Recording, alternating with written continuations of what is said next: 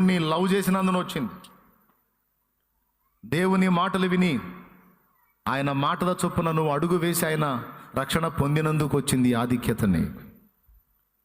ఇక ఈ లిస్టులో నువ్వు ఏదన్నా చేర్చు. నువ్వు రోగం చేరుస్తావో, అప్పులు చేరుస్తావో, విడిపోయిన సంగతులు చేరుస్తావో, గొడ్రాల అనుభవాన్ని చేరుస్తావో, నువ్వు పొందుతున్న నిందలు చేరుస్తావో, నువ్వు సేవలో ఎదుర్కొంటున్న వైఫల్యాలు చేరుస్తావో, ఏది చేరుస్తావో చేర్చుకో.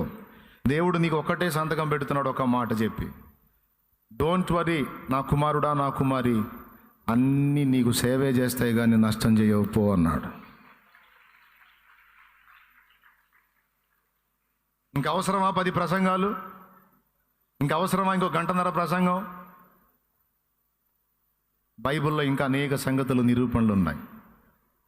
నిన్ను బాధ పెట్టే వాళ్ళంతా సంతోషపడుతుండొచ్చు నిన్నేదో ఇబ్బంది పెట్టామని, కానీ కాదు నీకు సేవ చేస్తున్నారు.